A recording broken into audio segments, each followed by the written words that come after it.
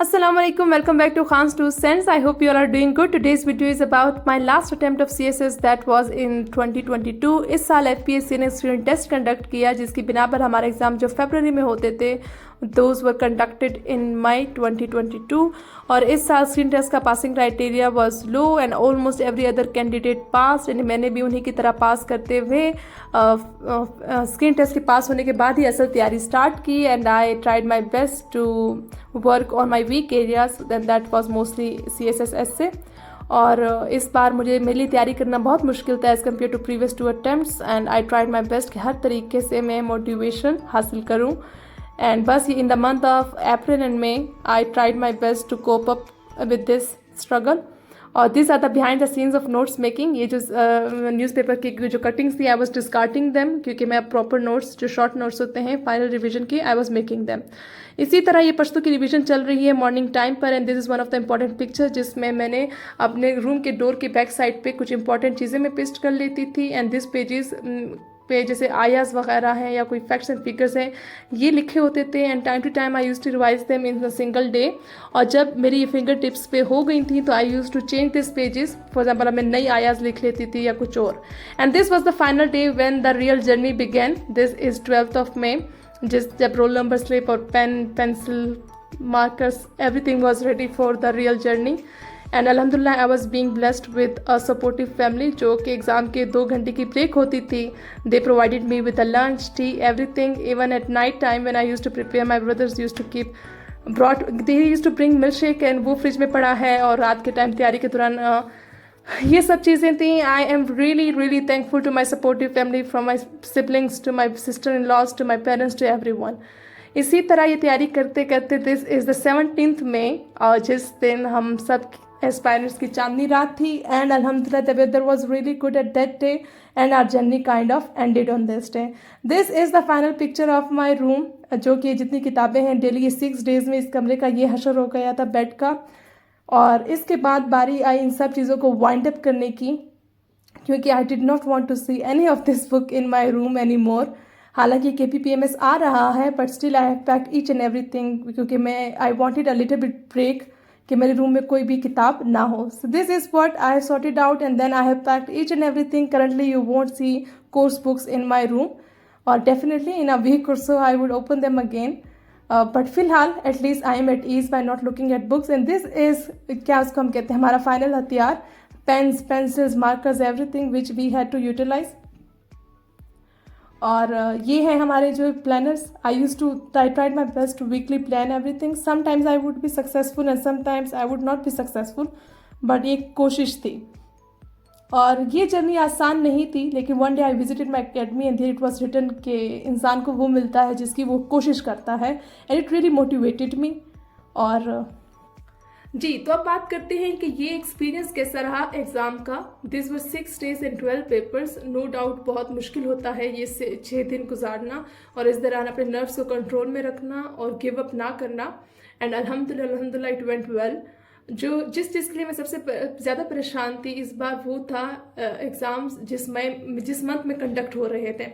इससे पहले exams are always conducted in the month of February और फरवरी में मौसम अच्छा होता है जो आपकी 2 hours की ब्रेक होती है बिटवीन द पेपर्स। उसमें आपको बैठने का मसला नहीं होता, आप धूप में भी बैठ सकते हैं। You can utilise your time properly. और इसी तरह in winters nights are little bit longer तो आपके पास दोनों पेपर्स की रिवीजन के लिए अच्छा खासा मौका होता है रात के टाइम प्रिपेयर करने का।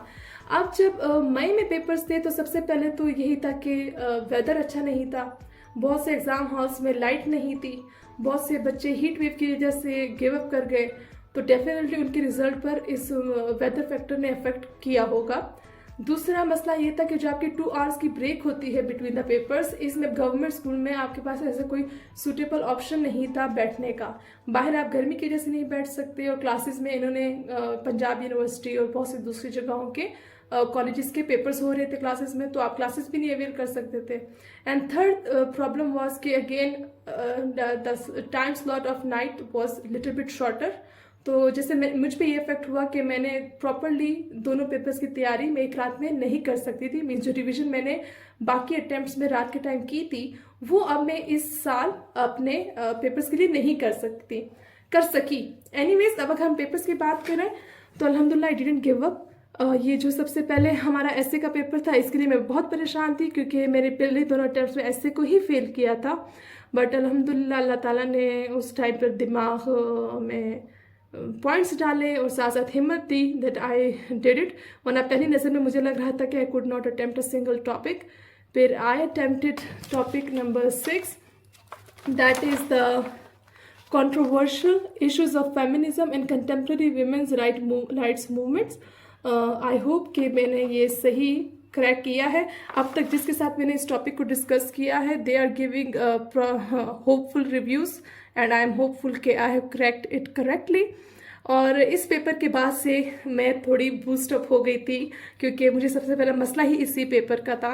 और पेपर से पहले मैंने अल्लाह ताला से यही दुआ की थी, जो रात थी 12 मई को, कि या अल्लाह जब मैं एग्ज़ाम हॉल से निकलूँ तो मुझे दिली सुकून हो, क्योंकि अगर मुझे दिली सुकून नहीं मिलेगा, चाहे मैं फेल भी हो जाऊँ इस बार, लेकिन अगर मैं एग्ज़ाम हॉल से निकलूँ और मेरा दिल सुकून पर होगा तो डेफिनेटली मैं अगले पेपर्स के लिए तैयारी कर सकूँगी। Otherwise I would be shattered और I may give up. But अल्हम्दुलिल्लाह when I left the exam hall I was too happy and बात पर I was thanking Allah almighty. इसके बाद जो प्रेसी का पेपर था वो भी अच्छा गया। अच्छा, यहाँ पे मैं एक टिप शेयर करना चाहूँगी ऐसे के लिहाज से। मुझे बहुत से फेलोज कहते हैं कि आप ऐसे के बारे में बताएं, ऐसे कैसे अटेम्प्ट करना है। बेसिकली मैंने ऐसे का पेपर खुद 2 बार फेल कर चुकी हूँ, इसलिए मैं ज़्यादा इस पर कमेंट नहीं करती। बट इंशाल्लाह if I pass this time definitely I would share my point कि मैं किस तरह ऐसे के आउटलाइन बनाती हूँ, कैसे इसको क्रैक करती हूँ if I pass through this time. अब की बार सिर्फ मैं एक टिप आपके साथ शेयर करूंगी इसके हवाले से कि जब मैंने इस टॉपिक की ब्रेनस्टॉर्मिंग की और मैंने अपने पॉइंट्स बनाए कि मैंने इन पॉइंट्स के ज़रिए इस टॉपिक पे लिखूंगी, तो उसकी जो आउटलाइन थी वो मैंने रफ बनाई at the back of my answer sheet, और मैंने उसको नीट नहीं किया। मैंने स्टार्टिंग में इसके लिए 3 to 4 पेजेस छोड़ दिए थे और मैं अपना ऐसे लिखना मैंने स्टार्ट कर दिया था। जैसे जैसे 4 to 5 पॉइंटर्स में आउटलाइन के कंप्लीट कर लेती थी, फिर मैं बैक से वही पॉइंट्स आउटलाइन के फ्रंट पर कॉपी कर लिया करती थी। इसका मुझे ये फायदा हुआ कि मैंने इस टॉपिक के जो इम्पैक्ट्स थे वो मैंने सेपरेट 3 या 4 पैराग्राफ्स में लिखने थे, और इसके लिए जो मैंने सोल्यूशन डिवाइस करना था उस सोल्यूशन के भी मैंने 4 to 5 सोल्यूशन के पैराग्राफ्स बनाए थे इन माई रफ आउटलाइन। लेकिन जब मैं लिख रही थी तो उस टाइम पर टाइम बहुत कम था। अगर मैं ये सब लिखने बैठ जाती तो मेरा ऐसे टाइमली कंप्लीट नहीं होना था। तो जैसा कि मैंने रफ आउटलाइन बनाई थी, मैंने जल्दी से उसको अमेंड किया। मैंने जो इसके इम्पैक्ट्स थे जो मैंने 3 पैराग्राफ्स में लिखने थे उनको मैंने जल्दी से 1 पैराग्राफ में किया। जो सोल्यूशंस मैंने 4-5 देने थे उनको मैंने 3 में कन्वर्ट किया, और उन सोल्यूशंस को मैंने 3 पैराग्राफ्स में प्रिस्क्राइब किया। और इसी तरह फिर जब मैं नीट आउटलाइन बना रही थी तो मेरी नीट आउटलाइन एक तो वाकई नीट लग रही थी क्योंकि उस पर मैंने कटिंग नहीं की, और जो चीज़ें मैंने पीछे अमेंड की थी वो नीट फॉर्म में मैंने फ्रंट पर पेस्ट कर दी। तो इसका मुझे ये बहुत फायदा हुआ कि एक तो मेरी आउटलाइन नीट एंड क्लीन गई, और दूसरा बिल्कुल एंड टाइम पर मुझे चीज़ें ख़राब नहीं करना पड़ी। And the third important thing is that my essay was completed in time with proper conclusion। तो आपके लिए भी मेरी यही टिप है कि आप जब भी आउटलाइन बनाएं, रफ बनाएं और उसी के बेसिस पे अपना ऐसे लिखते जाएं, और एट द एंड आप ये साथ साथ आउटलाइन को फिलअप करते जाएं इन द बिगनिंग। इसके बाद अगर हम बात करें प्रेसी के पेपर की, उसमें ऐसा खास डिस्कशन नहीं है, अल्हम्दुलिल्लाह इट वेंट वेल। हाँ, जहाँ तक बात है पेपर्स की जैसे करंट अफेयर्स, तो मेरा उसमें ये होगी जैसे मेरे लास्ट क्वेश्चन के लिए मेरे पास टाइम नहीं बचा, मैंने बस उसकी सिर्फ एक मेयर आउटलाइन बना के दे दी। एक और पेपर था उस पर मैं कंक्लूजन तक पहुंची थी कि मुझसे पेपर ले लिया गया, या 1-2 पेपर्स ऐसे थे जिसमें मैंने एंड वाले क्वेश्चन को थोड़ा सा शॉर्ट कर दिया।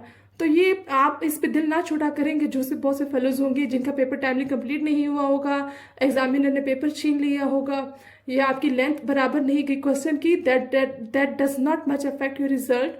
आई रिमेंबर मेरी एक लास्ट अटेम्प्ट में जेंडर स्टडीज़ का मेरा एक पूरा क्वेश्चन अभी हाफ रहता था कि एग्जामिनर ने पेपर ले लिया था, बट आई पास्ड इट।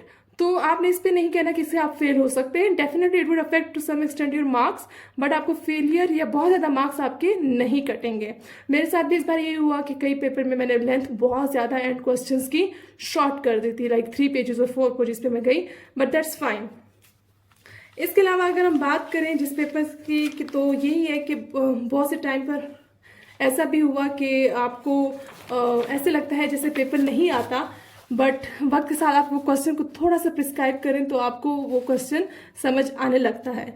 अब जैसे कि यूएस हिस्ट्री के पेपर की अगर बात करें, इसमें जो द वेरी फर्स्ट क्वेश्चन, इसको मैंने पास्ट पेपर में देखा था जब मैं अपनी फर्स्ट अटेम्प्ट की तैयारी कर रही थी कि American revolution is the child of enlightenment, और इस बार मैंने उसी क्वेश्चन को हल्का हल्का देख लिया था। अब जो फर्स्ट क्वेश्चन है उसकी स्टेटमेंट डिफरेंट है बट आंसर उसी सारी चीज़ के रेलिवेंट है जो मैंने पास पेपर से प्रिपेयर किया था।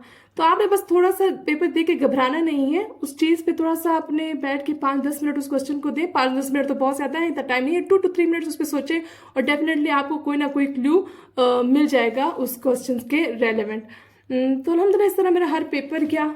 बहुत से टाइम ऐसे थे कि मुझे क्वेश्चंस नहीं समझ आ रहे थे, थोड़ा सा उस पर तवज्जो से बैठ के देखा कि अच्छा कर सकते हैं कि नहीं कर सकते, और विद सम टाइम आपको जल्दी ही उसका आंसर मिल जाता है। एज सच कोई पेपर नहीं है जिसमें मैं आपके साथ मज़ीद डिस्कशन करूं, क्योंकि इन डिटेल आपके साथ इंडिविजुअल पेपर्स की मैं डिस्कशन करूंगी।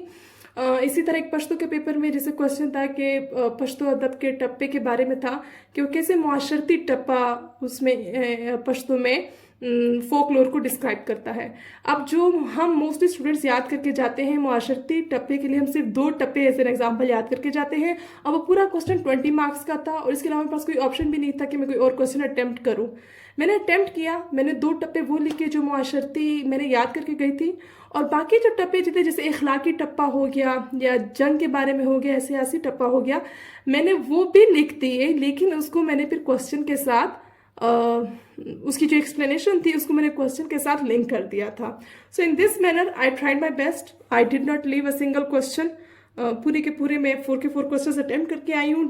हाँ, ये है कि कभी कभार 1-2 पेपर में एक क्वेश्चन की लेंथ बहुत शॉर्ट हो गई थी। Anyways, I hope that this time I will get through. Even if I don't get through, I have an inner satisfaction this time, अल्हम्दुलिल्लाह। इसी के साथ अब KPPMS की उम्मीद है कि सितंबर में एग्जाम्स होंगे, उसकी भी तैयारी चल रही है। But I hope that I would be regular in my videos and I need your support during this time. Thank you everyone. तो बस इतनी सी थी मेरी ये journey. During this journey it was really made easier for me by my supportive family and friends, and अल्हम्दुलिल्लाह मुझे एक inner satisfaction है ये अटैम्प्ट देने के बाद, बिकॉज अल्हम्दुलिल्लाह हर पेपर अच्छे से गया है। वेदर आई पास और आई डोंट पास, बट एक जो दिली सुकून है वही मैंने अपने अल्लाह ताला से मांगा था, क्योंकि अगर आज मेरा कोई एक पेपर अच्छा ना गया होता तो ये 6-7 महीने रिजल्ट तक इंतज़ार करने में यही रहता कि वो पेपर अच्छा नहीं गया था, वरना मैं पास हो जाती। But at least I have inner satisfaction and that means world to me. और मेहनत करना मुझ पर लाजिम है, बाकी अल्लाह ताला ने जो मेरी किस्मत में लिखा है definitely I would get through. Thank